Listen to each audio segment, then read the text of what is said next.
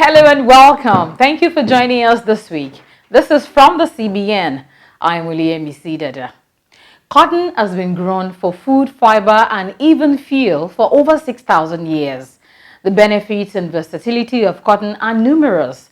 The cotton fibers are natural, soft, cool, breathable, and absorbent, can stand up against abrasion wear and high temperature, and as such, most suitable for our climate. However, our focus today on the program is not on the properties of cotton, but the economic benefits, as we bring to you this special package on how the Central Bank of Nigeria is reviving the textile sector in the country.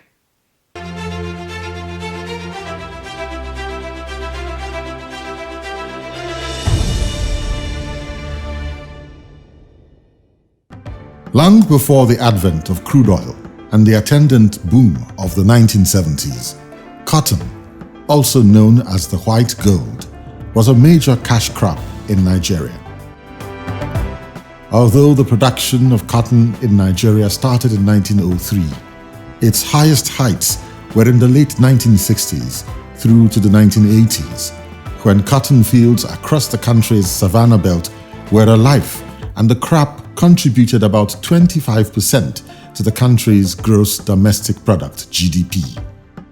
In 1980, cotton turnover in Nigeria was estimated at 8.9 billion naira, which was a quarter of the national GDP. At its apogee, cotton farms and textile companies in Nigeria attracted large armies of skilled and unskilled hands, particularly youth, who sought work on the farms and other industries along the cotton value chain. Indeed, Nigeria housed some of Africa's largest textile industry, which was the largest employer of labor in the country after the public sector, contributing over 25% of the workforce in the manufacturing sector. There were over 180 textile mills in operation, which employed over 450,000 people. The industry was also supported by the production of cotton by 600,000 local farmers across all but 6 states in Nigeria. This sector supported the clothing needs of Nigerians, and the many markets across the country proudly sold locally produced textiles, while companies such as Afprint, Arewa Textile, Asaba Textile Mills Limited, United Nigeria Textiles in Kaduna, Aba Textiles, Supertex Limited, Gaskia Textile Mill in Kano, and Aswani Mills produced beautiful fabrics. That was over 30 years ago. Like an empire in decline, the cotton industry in Nigeria, due to a combination of several factors, chief of which are smuggling and lack of basic infrastructure like power, witnessed a heavy slump. Despite the potential of gaining a substantial share of the global cotton and textile industry, estimated at $2.4 trillion, the textile industry in Nigeria suffered a heavy lull in activity, thereby denying thousands of smallholder farmers the opportunity to earn a living.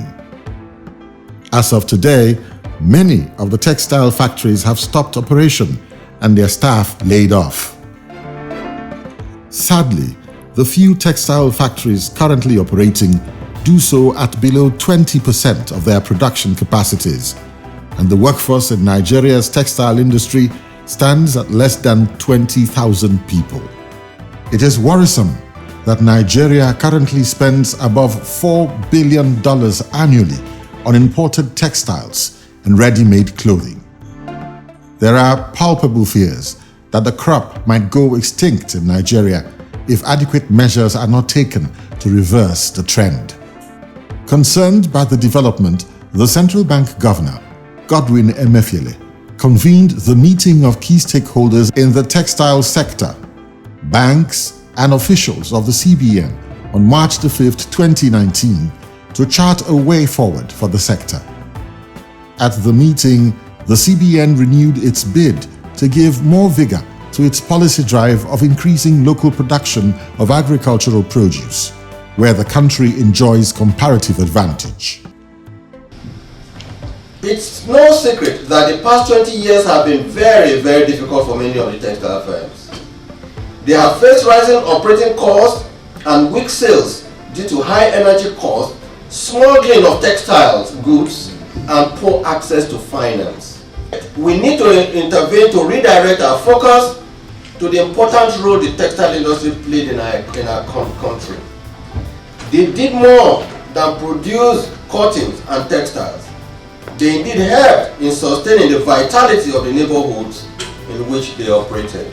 As immediate steps to changing the narrative, the CBN unveiled several measures to fast-track the revival of the textile sector in Nigeria. We have decided to implement a few steps which we believe will support the revival of the textile industry in Nigeria. And these include: A.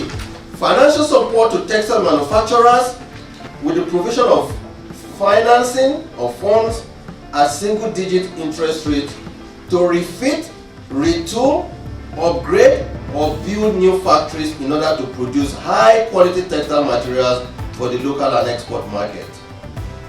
B. Effective immediately, the CBN hereby placed the access to foreign exchange for all forms of textile materials on the forex restriction list. C. We shall initially support the importation of cotton lint for use in the textile factories, with a caveat that such importers shall begin sourcing all their cottons needs locally beginning from year 2020. D. As part of its Anchor Grower program, the CBN will support local growers of cotton to enable them meet the needs of the textile industries in Nigeria. The CBN shall support efforts to source high-yield cotton seedlings so as to ensure that yield from our cotton farmers meet global benchmarks. E. As regards provision of stable electricity, the CBN shall support the creation of textile production centers in certain designated areas in Nigeria where access to electricity shall be guaranteed. Also speaking at the stakeholders meeting, the President, National Cotton Association of Nigeria, NACOTAN, Mr. Anibe Achimugu, commended the CBN for taking the initiative and expressed the readiness of stakeholders to embrace the new lease the CBN was presenting. We are very grateful for the points that you have highlighted in terms of the CBN Governor's intervention. I want to thank the Governor once again and thank my colleagues and my fathers and mothers here, for answering the call of the CBN Governor today.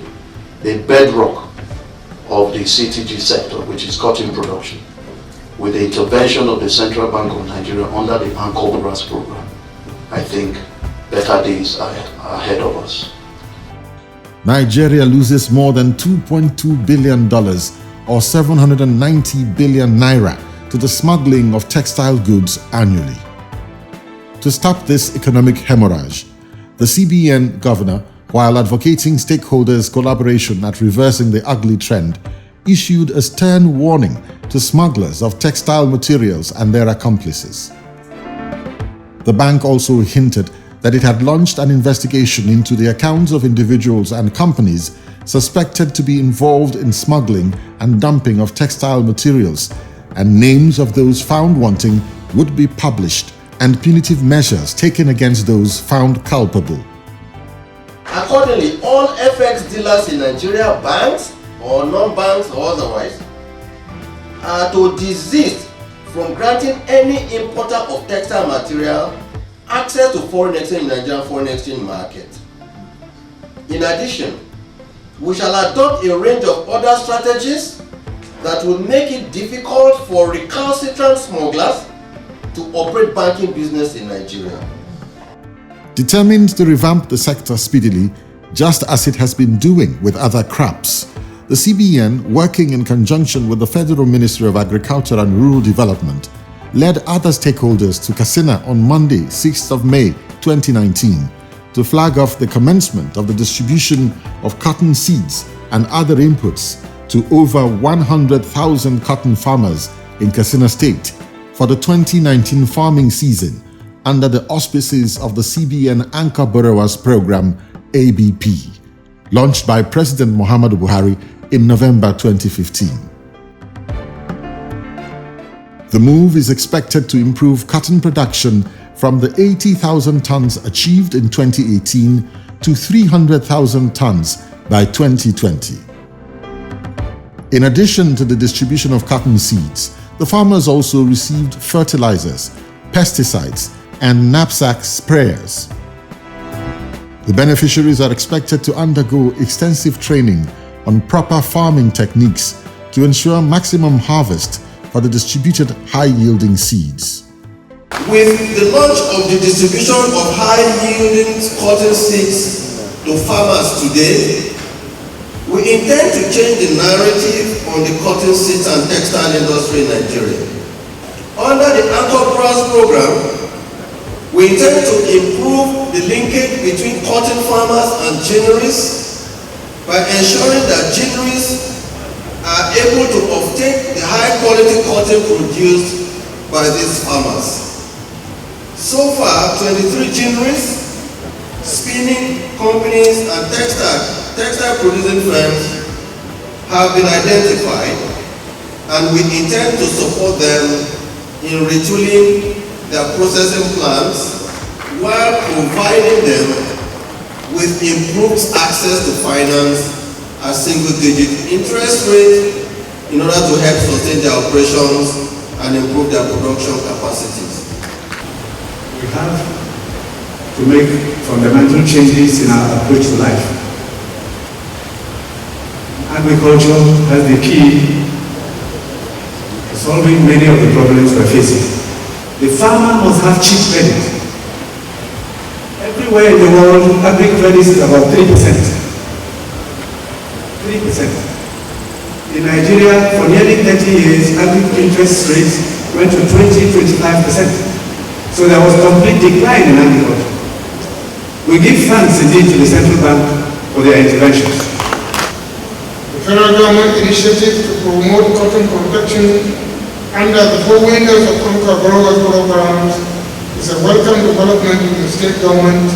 As such, the initiative will support the state government concerted efforts in bringing back the lost glory of Katsina State in cotton production and encouraging local production with its attendant advantages of earning more revenue for our farmers and the revival of our ailing textile industries. The Central Bank of Nigeria, with a lot of initiatives like this program which are having now, but if the Department of Customs is not playing its role in preventing smuggling across our borders, all what will produce at the end of it will not be sustainable. We need fiscal policies from the Ministry of Finance to avoid importation, to regulate importation of textile materials. We need good monitoring policies from the central government. And we need all those who are involved in the Anchor borrowership to be very, very serious. With Nigeria's population inching towards 190 million people, the needs of the domestic market remain huge and varied, with immense prospects not only for job creation, but also for growth of the domestic textile industry. One quick example that highlights the potentials of this local market includes the need to support provision of uniforms and clothing apparels for students, military and paramilitary officers, as well as workers in the industrial sector. In addition, when we consider the amount spent on outfits for religious and social events, such as weddings, naming and funeral ceremonies on a weekly basis, the potential market size is well over $4 billion annually. With the hands of all critical stakeholders on the plow, it is hopeful that there will be no looking back in ensuring that the current challenges in the sector are adequately addressed. When this is done, there is no doubt that the white gold, cotton, and its entire value chain will regain a pride of place in contributing hugely to Nigeria's gross domestic product (GDP) and creating jobs for Nigerians across the four chains in the industry: farmers, ginners, spinners, and textile producers. Glad to have you back. The year 2021 is laden with loads of expectations from individuals, organizations, and governments across the globe. The Lagos Chamber of Commerce and Industry, LCCI, had earlier released its economic and business outlook for the year. For further insight into what the year might look like economically in Nigeria, I spoke with the LCCI Director General, Muda Yusuf, during the week. Now, according to the released report from LCCI, you noted that Nigeria's recovery prospects depend largely on oil price and production level. Now, does it now mean that the country's economy hang on the whims of OPEC Plus, or will the other non-oil revenue count this year? Well, as you know, the economy is highly dependent on oil, both for foreign exchange earnings and for revenue. And to that extent, developments in the commodity market, particularly the crude oil prices, has significant implications, both for oil revenue and for our foreign exchange earnings.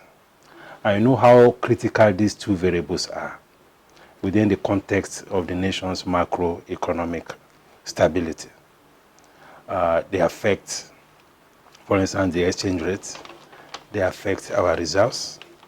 They affect even the general price level, because when you have challenges with Forex, it has a way of reflecting in the general prices of goods and services, the general inflationary situation. So the oil price is very critical to recovery of the economy. And the good news is that in 2021, we are beginning to see gradual recovery of the oil price. And from 2020 till now, the economy itself has been improving, recovering gradually. You know, from the shock of the Q2, which was the largest contraction that we had, of 6.1%, we saw a lesser contraction in Q3 2020, which was 3.62%. We are also likely to see a much lesser contraction in Q4. You know, so with all of this, we expect that the economy is likely to be much better in 2021 than 2020. But to answer your question directly, the oil price and oil output are very critical variables in this recovery equation. Okay, now let's move on to the business community and the outlook for the year regarding that sector. Now, the challenges that the business community in Nigeria face include the issue of Forex, then high energy and production costs, then port congestion and insecurity, among others. What regulatory or institutional reforms can brighten the outlook for the year? Well, for the Forex, I think one of the critical reforms that can take place, that can improve the prospects of economic performance, is the unification of the exchange rate. And the good news is that at least we are beginning to see indications that the central bank is already moving in that direction. Because we believe that with the unification of the exchange rate, we are likely to see more stability. We are likely to see less speculative activities. We are likely to see less brokerage activities, round tripping and all of that. We're also likely to see an improvement on the supply side, because some of the economic operators, particularly outside the country, that normally will bring in Forex, have expressed the desire that they will be more inclined to bring in forex if the rates are more market driven, And what we are seeing now is that the rates are moving closer. We are seeing the adjustment that the CBN had made even this year, to the rates, particularly in the I&E window. So gradually, as these things move close to the market rates, the situation around the foreign exchange market will get better, particularly from the supply side. And when we talk about supply side, we are not just looking at oil now. We are looking at the FDI, that's foreign direct investments. We are looking at inflows from the portfolio investment. We are looking at inflows from diaspora remittances. We are looking at inflows from export proceeds. All of these channels of inflows will be driven largely by the policy construct in the foreign exchange market.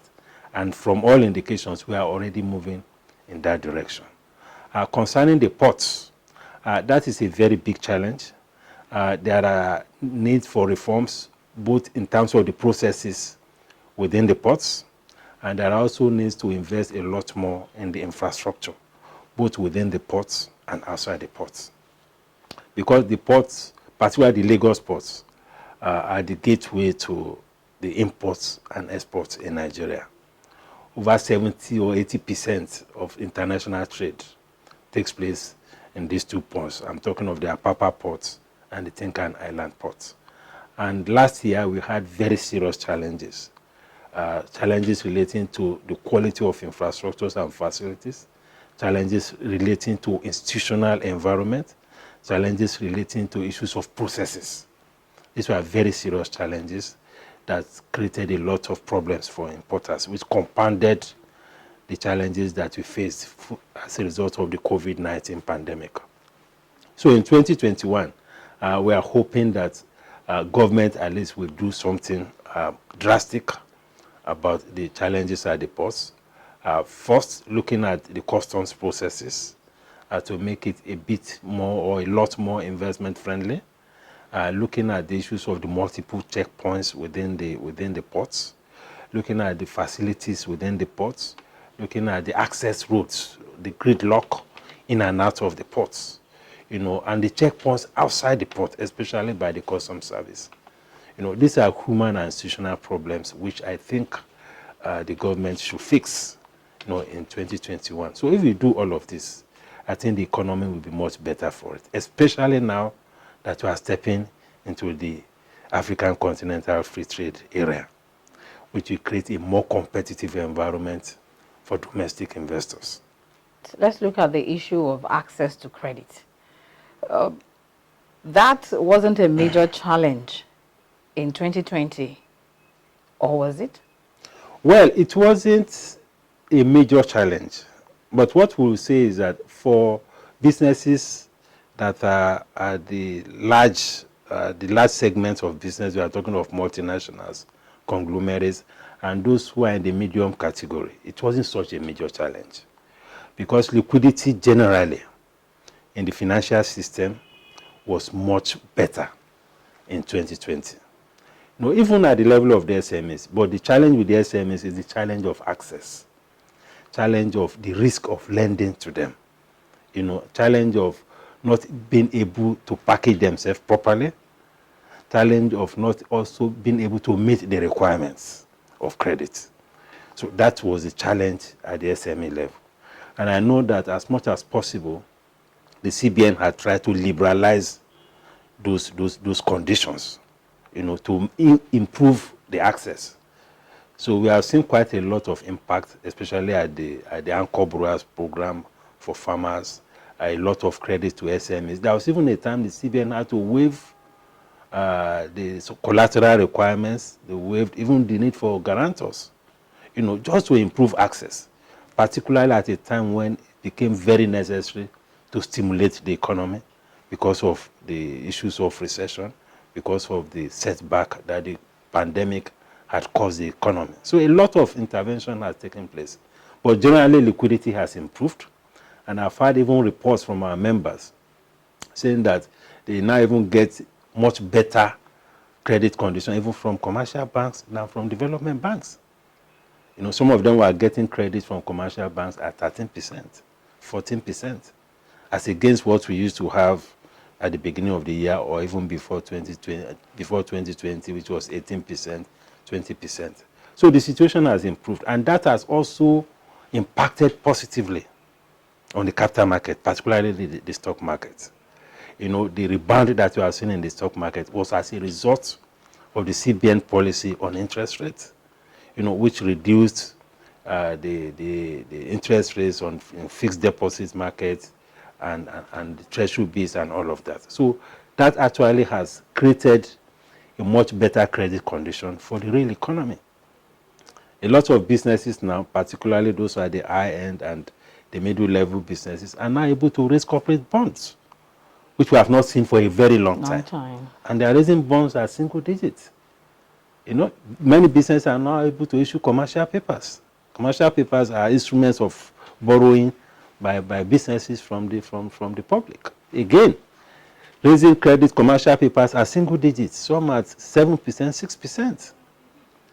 Some of these corporate bonds, even at single digits, were oversubscribed. So these are major impacts that some of these policies have had, on the economy, particularly from the investment perspective.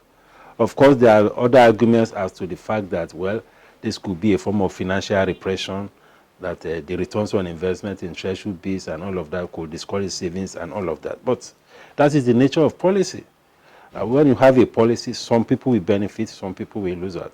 But overall, I think the impact of the interest rate policy has been very, very positive and profound in 2020. Okay. And we expect that should also be sustained, because the whole idea is to channel resources to the real economy. Because I know the CBN governor in particular has been very passionate about funding the real sector of the economy, about funding the SMEs. And we saw some significant outcomes, positive outcomes of those policies. We promise to bring you the second part of that interview, where we looked at other economic indicators next time. Do visit the website www.cbn.gov.ng and acquaint yourself with latest developments. Reach its contact center using the phone line below for your valid complaints, and send in your comments, contributions using the email address fromthecbn@gmail.com, and follow us on social media for updates and uploaded episodes of the program. I'm William Dada. Stay safe and bye for now.